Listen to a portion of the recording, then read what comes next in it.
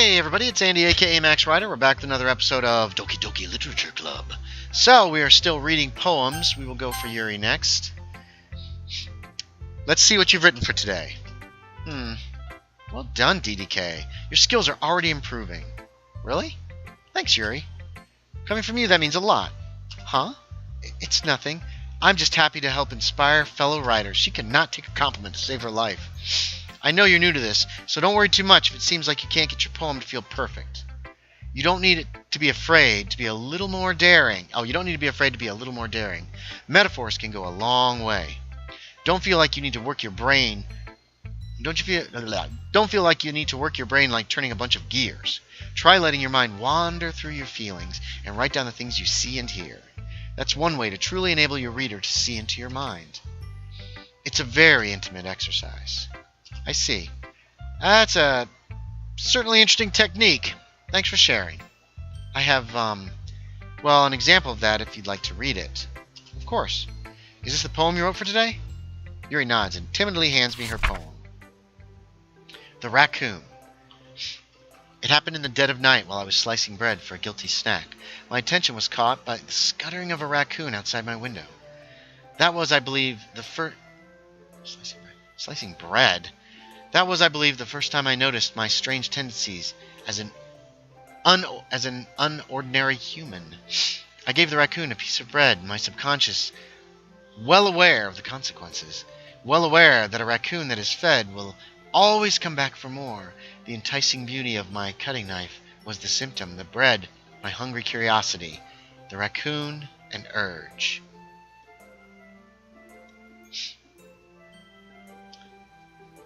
The moon increments its place and reflects that much more light off my cutting knife.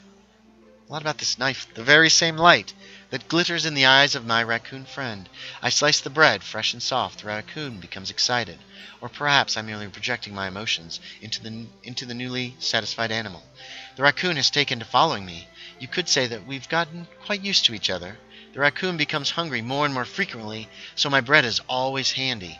Every time I brandish my cutting knife, the raccoon shows me its excitement. A rush of blood. Classic behavior conditioning. I slice the bread, and I feed myself again. Interesting. I was a little more daring with this one than yesterday's. I can see that. It's a lot more metaphorical. I don't know if it's my fault, but I can't begin to imagine what this poem is about. What it's about? I don't know. It's a weird poem. That's right. It's a bit closer to my preferred writing method, using the poem as a canvas to express vivid imagery and conveying emotions through them. Yeah, if I take it at face value, then I can't even figure out what it's supposed to mean. Well, I think it's something that different people can relate to in their own way. I wanted to express the way it feels to me to indulge in my more unusual hobbies. It's those sorts of things I'm usually forced to keep to myself. So I sometimes enjoy writing about them. Huh, that's funny. Didn't Natsuki also write something about that? About someone being ridiculed for a strong interest? The spiders, yeah. Huh? She did? Yeah. She was talking about how it doesn't matter what you're into as long as you're not hurting anybody. She's right. I mean, does she really feel that way? Yeah. Sounds like you two have that in common. That's interesting. To me, she seemed like the kind of person who would make fun of my hobbies. But I suppose that's my fault for judging, isn't it? Please don't tell her I said that. Don't worry, I have no reason to. Okay. Well, thank you for sharing that with me. After all, if I hadn't learned to embrace my own weirdness, I would probably hate myself. I might be ranting a little bit right now, but I'm glad that you're a good listener. Alright, Monika's last. Hi again, DDK. How's the writing going? Alright, I guess. I'll take that, as long as it's not going bad. I'm happy that you're applying yourself. Maybe soon you'll come up with a masterpiece. Haha, I wouldn't count on that. You never know. Want to share what you wrote for today? Sure, here you go. I'll give my poem to Monika. Alright. It's pretty good. It makes me think of Sayori, like the other one that you wrote. You two are like that dynamic duo. Haha, that's kind of exaggerating it. Yeah, probably. But you spend a lot of time with her even in this club. Don't you? Then again, I don't blame you for being a little shy. I'm not shy, it's just, I'm just teasing. I know it takes a bit of time to make friends with everyone. But Yuri and Natsuki are super interesting people, so don't be afraid to give them their share of time. And you can talk to me every now and then, too. I'm not, like, unapproachable or anything, am I? No. It's nothing like that. I'm just getting used to being here, that's all. Yeah, I'm sorry if I was putting pressure on you or something. I really didn't mean it like that. No, don't worry. I get what you're saying. Well, alright. But anyway, you want to read my poem now? I like the way this one turned out, so I hope you do too. Alright, let's take a look. Save me. The colors, they won't stop. Bright, beautiful colors, flashing, expanding, piercing, red, green, blue, and endless cacophony of meaningless noise. The noise, it won't stop. Violent, grating waveform, squeaking, screeching, piercing, sine, cosine, tangent, like playing a chalkboard on a turntable, like playing a vinyl on a pizza crust. An endless poem of meaningless... Load me.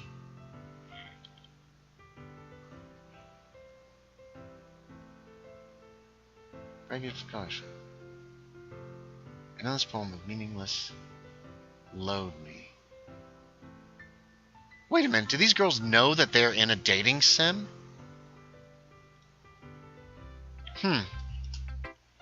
It's even more abstract than your last one, huh? Ha ha ha! I guess it's just the way I write. I'm sorry if you don't like it.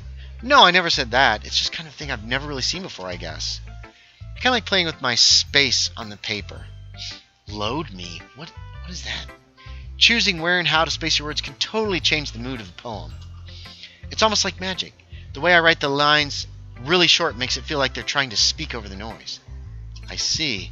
It's still hard for me to tell what it's about, though. Ha-ha! Sometimes asking what a poem is about isn't the right question.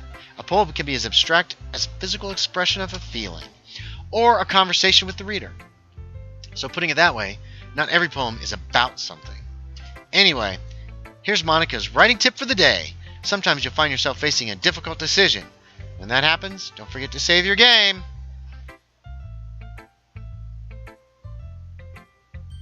Oh, you never know when you might change your mind, or when something unexpected may happen. Wait, is this tip even about writing? What am I even talking about? Ha ha ha ha! That's my advice for today. Thanks for listening. Alright, we're going to take Monika's advice. I guess I should... oh! Okay. I can't save my game. Interesting. Okay, everyone. We're all done reading each other's poems, right? I have something extra planned for today, so if everyone could come sit at the front of the room. Is it about the festival? Well, sort of. Do we really have to do something for the festival? It's not like we can put together anything good in just a few days. We'll just end up embarrassing ourselves instead of getting any new members. That's a concern of mine as well. I don't really do well with last-minute preparations. Don't worry so much. We're going to keep it simple, okay? We won't need much more than a few decorations. Sayori's been working on posters, and I've designed some pamphlets we can give out during the event. Okay, that's great and all, but that doesn't tell us what we're actually going to be doing for the event. Hold on a second there. I cannot save my game anymore. That's kind of annoying. Sorry, I thought you heard about it already. We're going to be performing. Performing? Monika. Yeah, we're going to be having a poetry performance. Each of us are going to choose a poem to recite during the event. But the cool part is, we're also going to let anyone else come up with and recite poems too. Sayori's putting it all on the posters in case anyone wants to prepare ahead of time. Sayori, who's been coloring a poster, holds it up for us to see. Are you kidding me, Monika? You didn't already start putting these posters up, did you? Huh? Well, I did. Do you really think it's that bad of an idea? Well, no, it's not a bad idea, but I didn't sign up for this, you know? There's no way I'm going to be performing in front of a group of people like that. I agree with Natsuki. I could never in my life do something like that. Imagining it, Yuri shakes her head in fear. Guys! No, Sayori. I understand where they're coming from. I remember Natsuki and Yuri have never shared their poems with anyone until a couple of days ago. It's a lot to ask for them to recite poems out loud to a whole room full of people. I guess I kind of overlooked that, so I'm sorry. But I still think we should give it our best. We're the only ones responsible for the fate of this club. If we start the event and each put on a good performance, then it will inspire others to do the same. And more people who perform, the better we'll be able to show everyone what literature is all about. Yeah! It's about expressing your feelings, being intimate with yourself, finding new horizons, and having fun. That's right. And it's those reasons that we're all in this club today. Don't you want to share that with others? To inspire them to find the same feelings that you brought here in the first place? I know you do. I know we all do. And if all it takes is standing in front of a room for 2 minutes and reciting a poem, then I know you can do it. Natsuki and Yuri remain silent. Sayori looks worried. I guess that leaves me no choice. I agree. I don't think it's too much to ask. I think that Sayori and Monika have been trying really hard to get new members. The least we can do is help them out a little bit. Well, maybe, but looks like Natsuki doesn't have any arguments left. Okay, fine. I guess I'll just have to get it over with. All right. Phew, thanks, Natsuki. Oh, we're at 11 minutes. What about you, Yuri? Yuri dejectedly glances around at everyone else's expectant faces. I guess I don't really have a choice. Haha, that's everyone! You're the best, Yuri. This club is seriously going to be the death of me. Oh, gosh, you'll be fine, Yuri. But anyway, let's move on to the main event. Now, can I save this game yet? I can't. Wait a minute. Oh, yes, I can. Yes, I guess I can save the game. Oh, I hit save. All right, that was kind of disturbing. We're stopping here. We got to move on to the main event. So thanks, everybody, for watching. As always, I appreciate it, and I will talk to y'all next time.